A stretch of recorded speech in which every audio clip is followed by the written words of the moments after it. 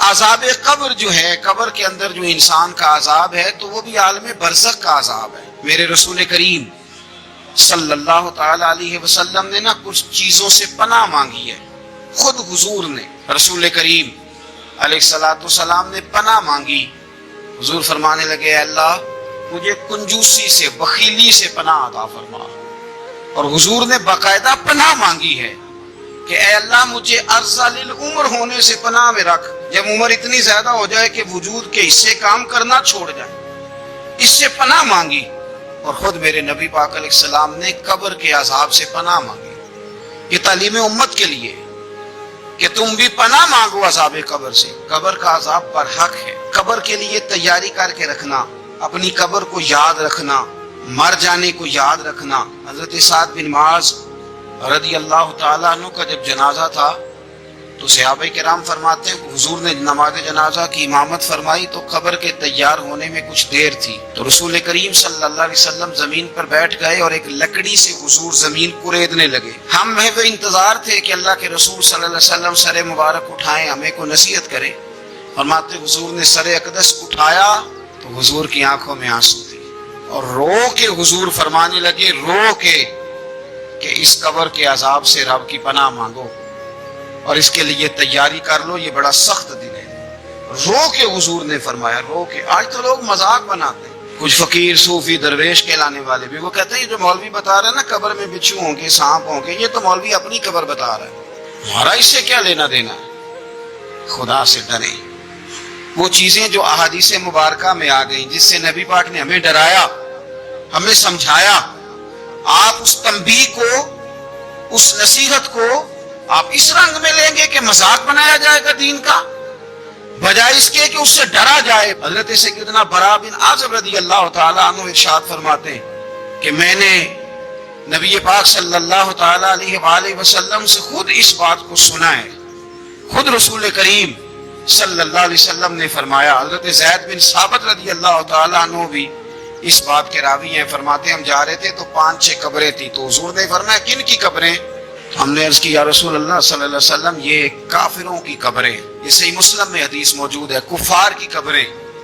تو اللہ کے رسول صلی اللہ علیہ وسلم فرمانے لگے، ذرا حدیث کے لفظوں پہ غور کرنا، حضور فرمانے لگے اگر مجھے ڈر نہ ہوتا کہ تم اپنے مردوں کو دفن کرنا چھوڑ دو گے، اگر مجھے اس بات کا ڈر نہ ہوتا کہ تم اپنے لوگوں کو، مرنے والوں کو قبروں میں دفن کرنا چھوڑ دو گے، اگر یہ مجھے ڈر نہ ہوتا تو میں سناتا کہ قبر کے اندر کس طرح عذاب ہوتا ہے۔ تمہیں دنیا میں رہ کے میں سناتا، پر ڈر ہے کہ کہیں تم اپنے مرنے والوں کو قبروں میں دفن کرنا چھوڑ ہی نہ دو، اس لیے میں تمہیں یہ بات نہیں بتاتا۔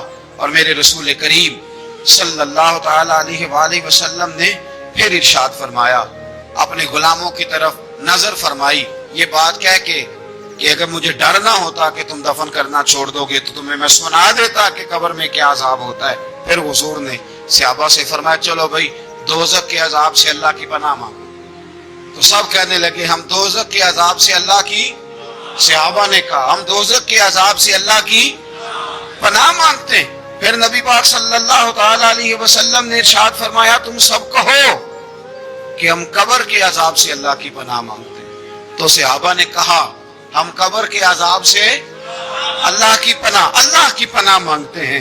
پھر میرے رسول پاک علیہ الصلوۃ والسلام نے فرمایا تم کہو، سارے یہ کہو کہ ہم ظاہری اور باطنی فتنوں سے اللہ کی پناہ مانگتے ہیں۔ تو صحابہ نے کہا کہ ہم ظاہری اور باطنی فتنوں سے اللہ کی پناہ مانگتے ہیں۔ پھر میرے محبوب علیہ السلام نے فرمایا تم کہو کہ ہم دجال کے فتنے سے اللہ کی پناہ مانگتے ہیں۔ تو صحابہ کرام نے کہا کہ اے اللہ ہم دجال کے فتنے سے تیری پناہ مانگتے، تیری پناہ میں آتے ہیں۔ نبی پاک علیہ السلام نے یہ الفاظ کہہ کے یہ بات بتلا کے ہمیں سمجھا دیا، ہمیں قائل فرمایا محبوب نے۔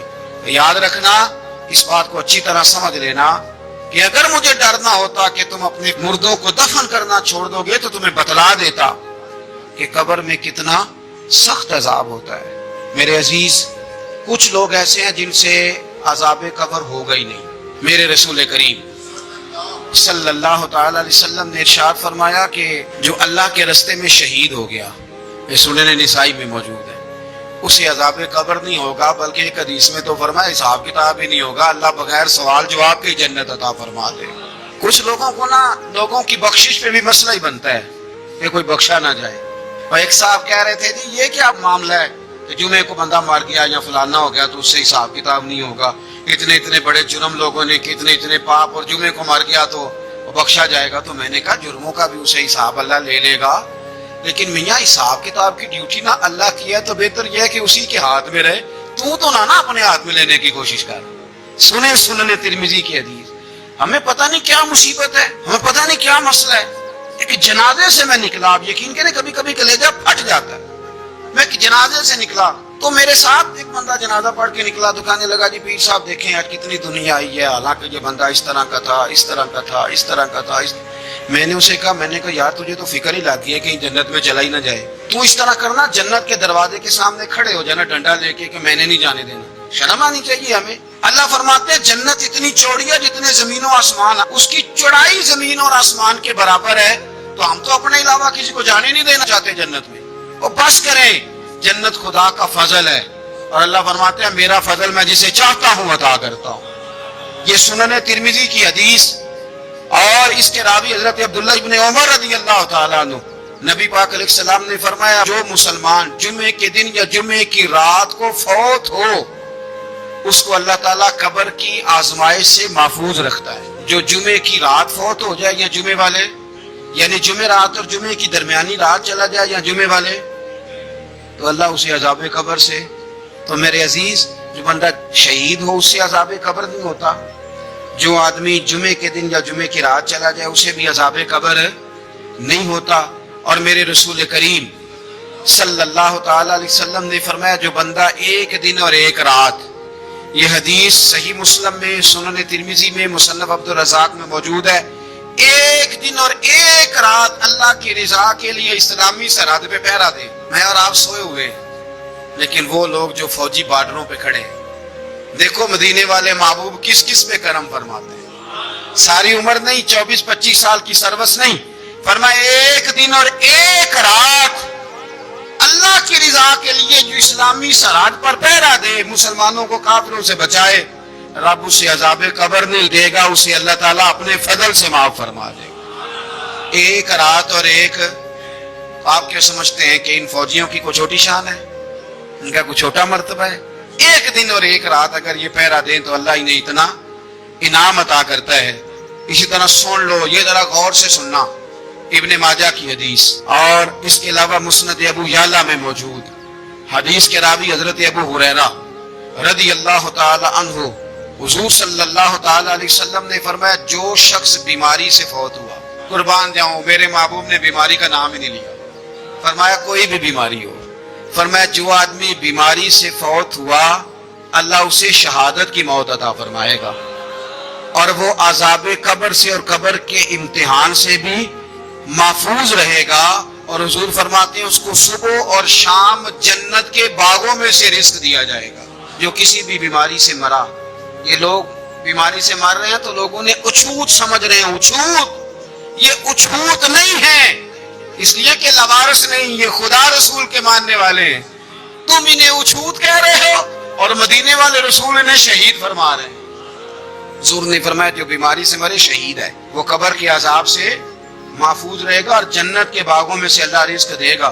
لوگ کہتے ہیں دیکھو جی بڑا تانگ ہو کے دنیا سے گیا ہے، تو اس بندے کو بھی عذاب قبر نہیں ہوتا. اسی طرح جو بندہ سورہ ملک پڑھتا ہے، سنن ترمذی میں حضرت ابن عباس سے روایت ہے کہ حضور صلی اللہ علیہ وسلم کے ایک صحابی نے ایک جگہ خیمہ لگایا تو وہاں سورہ ملک پڑھنے کی آواز آتی، کوئی بندہ پڑھنے والا نظر نہیں آتا تھا. جب حضور کی بارگاہ میں عرض کیا تو فرمایا وہاں قبر تھی اور قبر کے اندر بیٹھ کے میرا صحابی سورہ ملک کی تلاوت کر رہا. اگر ہمیں خسرہ نمبر یاد ہو جاتا ہے نا اپنی جگہ کا، اور ہمیں پتہ ہوتا ہے کہ میرے والا حصہ کتنے کروڑ کا ہے، اگر ساری کہانیاں ہمیں یاد ہوتی ہیں تو سورہ ملک بھی ہمیں یاد ہو سکتی ہے. موبائل پہ اس کو ریکارڈ کر لیں، پھر اس کو سنیں کبھی بھی سورہ ملک میں. اور ہمارے سلسلہ عالیہ میں تو سورہ ملک وظیفہ ہے. ہمارے الوظیفۃ الکریمہ میں اعلیٰ حضرت نے لکھا ہے کہ رات کو سورہ ملک اور سورہ یاسین کے بغیر سونا نہیں. سورہ ملک اتنی شاندار صورت ہے کہ نبی پاک صلی اللہ علیہ وسلم نے فرمایا یہ قیامت کے دن اللہ کی بارگاہ میں ناز سے جھگڑا کرے گی اور کہے گی اے اللہ یہاں تو میرے پڑھنے والے کو جنت عطا فرما یا مجھے قرآن پاک سے علیحدہ کر دے۔ میرے رسول کریم علیہ السلام نے مومن کی قبر کا حال بھی بتایا۔ سنن ترمذی میں صحیح ابن حبان میں حضرت ابو ہریرہ رضی اللہ تعالیٰ عنہ بیان کرتے ہیں کہ حضور صلی اللہ علیہ وسلم نے فرمایا جب میت کو قبر میں رکھا جاتا ہے تو اس کے پاس سیاہ رنگ والے اور نیلی آنکھوں والے دو فرشتے آتے ہیں اور اس کو اٹھا کے بٹھاتے ہیں۔ باقی حدیثوں میں 3 ہی سوال ہیں، لیکن اس حدیث میں حضور نے فرمایا انہوں نے بس میرے بارے میں پوچھنا ہے اٹھا کے، بس میرے بارے میں صرف یہ پوچھنا ہے بتا مدینے والے محبوب کے بارے میں دنیا میں کیا کہا کرتا تھا۔ تو اعلیٰ حضرت بریلوی تو کہتے ہیں میں نے تو کہہ دینا ہے سرور کہوں کہ مالک و مولا کہوں تجھے، باغ خلیل کا گل زیبا کہوں تجھے، تیرے تو وصف عہد تناہی سے ہیں بری، حیراں ہوں میرے شاہ میں کیا کیا کہوں تجھے، لیکن رضا نے ختم سخن اس پہ کر دیا، خالق کا بندہ خلق کا آقا کہوں تجھے۔ اور پیر میر علی شاہ صاحب کہتے ہیں میں نے وہاں یہ کہنا ہے کہ مکھ چند بدر شاہ شانی ہے تے متھ چمک دی لاٹ نورانی ہے، کالی زلف تے اکھ مستانی ہے، مخمور اکھی ہیں مد بھریاں سبحان اللہ، ماں اجمل کا ماں اکمل کا ماں احسن کا تے کتھے میرے علی کتھے تیری ثنا، مشتاق اکھی کتھے جاڑ۔ تو نبی پاک علیہ السلام فرماتے ہیں میرے بارے میں پوچھیں گے، میرے بارے میں۔ ویسے بھی ایک سوال لازمی ہوتا ہے نا، یہ والا سوال لازمی ہے، من ربو کا پوچھ کے نا تو جنت جہنم کا فیصلہ نہیں، ماں دینو کا پوچھ کے جنت جہنم کا فیصلہ۔ ہاں بات اگر ختم ہونی ہے تو مدینے والے کے سوال پہ ختم ہونی، اس لیے کھل کے نعتیں پڑھا کرو اور راج کے درود پڑھا کرو، یہ بات یاد رکھیں۔ یہ فیصلہ حضور کی ذات پہ ختم ہونا ہے۔ وہ شکایتیں کرتے ہیں نا لوگ آ کے، تو ایک بچی کو ہمارے ہاں داخل کرانے کے لیے ایک صاحب لے کے آئے تو کہنے لگے بڑا عرصہ اسے فلانے مدرسے میں داخل کرایا سوائے نعتوں کے کچھ بھی نہیں سیکھا اس نے۔ تو میں انہوں نے آکھیا چاچا جی جڑی اصل کام سی وہ تو سیکھ گئی نا تہاڈی بچی، قرآن و سنت بھی حضور کی نعت ہی ہے، لیکن آپ کو پتہ ہے کہ بات ختم مدینے والے کی نعت پہ ہی ہوتی ہے، حضور کا پیار اصل ہے۔ تو حضور فرماتے ہیں میرے بارے میں پوچھا جائے گا، وہ کہے گا کہ ان کے بارے میں کیا پوچھتے ہو، اشہد ان لا الہ الا اللہ واشہد ان محمدن عبدہ ورسولہ۔ تو فرماتے ہیں پھر اسے نا ایک طرف کھڑکی کھولی جائے گی تو جہنم کا دروازہ دکھایا جائے گا اور اسے کہا جائے گا اگر تو سوالوں کے صحیح جواب نہ دیتا تو دوزخ میں جاتا، لیکن اب تو نے صحیح جواب دیے ہیں۔ تو حضور فرماتے ہیں اس کی قبر 70 گز چوڑی اور 70 گز لمبی کر دی جائے گی۔ مسجد میں اسی والے حال میں جگہ مل جائے تو بندہ بڑا سکھی رہتا ہے، اور صبح جائے بینک اور پہلی لائن میں موقع مل جائے تو بندہ بڑا سکھی رہتا ہے کہ میرا جاتے ہی کام ہو گیا۔ او خدا کے بندے، قبر بندے کی قبر، مکان اچھی سوسائٹی میں اچھا خستہ اور سستا مل جائے تو بندہ کہتا ہے کہ سودا بڑا بارے لب گیا، بھائی بڑا کمال ہو گیا، مزہ نہیں آ گیا۔ قبر 70 گز لمبی اور 70 گز چوڑی، اور یہ ترمذی شریف پڑھ رہا ہوں، بڑی مزیدار حدیث۔ نبی پاک صلی اللہ علیہ وسلم فرمانے لگے پھر اس کی قبر کو نور سے بھر دیا جائے گا۔ حضور کو پہچان گیا نا، قبر نور سے بھر دی گئی اور جب 70 گز لمبی کر دی گئی تو بڑے پیارے لفظ ہیں حدیث کے۔ حضور فرماتے ہیں وہ بندہ پھر فرشتوں سے ایک بات کہے گا، عربی میں بھی ہے اردو میں بھی ہے، وہ میرا دل کرتا ہے پنجابی میں بتاؤں۔ وہ نا فرشتوں سے وہ بندہ کہتا ہے جب قبر ہو گئی نا 70 گز لمبی 70 گز چوڑی اور نور سے بھر گئی، قربان جائیں، حضور فرماتے ہیں وہ مردہ وہ جو قبر میں پہنچا ہے جب اس کی قبر کو یہ شان ملتی ہے تو فرشتوں سے پتہ کیا کہتا ہے، کہتا ہے میں گھر نہ دساں وہاں جا کے، یہ ذرا گھر نہ بتاؤں دوڑ کے، یہ ذرا میں اپنے گھر بتاؤں بھاگے کہ اللہ نے بڑی خیر کر دی، اپنی اماں نہ دساں وہاں، میں بچوں کو بتا کے آؤں کہ موج بن گئی ہے، میں بتاؤں اپنی بیوی کو، بتاؤں اپنے بہن بھائیوں کو، میں گھر نہ دساں وہاں۔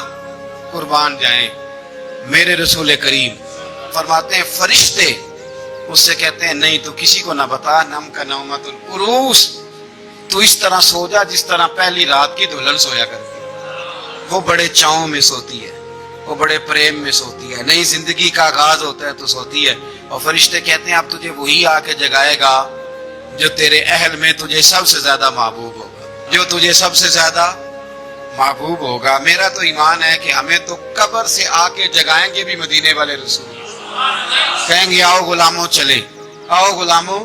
اور وہ کشمیر کے رومی وقت نے میاں صاحب نے کہا تھا بعد مرن دے قبر میری تے میرے پیرا جے کر پامے پھیرا. آپ حسن دیکھیں کلام کا اور انداز دیکھیں. بعد مرن دے قبر میری تے میرے پیرا جے کر پامے پھیرا. تے قبر دے وچوں ہڈیاں اٹھ کے مجرا کر سن تیرا. ایک دفعہ آ تو صحیح، میں لوگوں کو وجد کر کے دکھاؤں گا. دیکھو نا وہ آ جائے، وہ آئے ہیں میرے مزار پہ. آج دیکھو ذرا رنگ تو دیکھو کس طرح نرالا اور انوکھا ہو گیا. وہ خود آئے ہیں. مومن کی قبر جنت کا باغ بنے گی، اسے نوازا جائے گا، اسے دیا جائے گا، اسے عطا کیا جائے گا.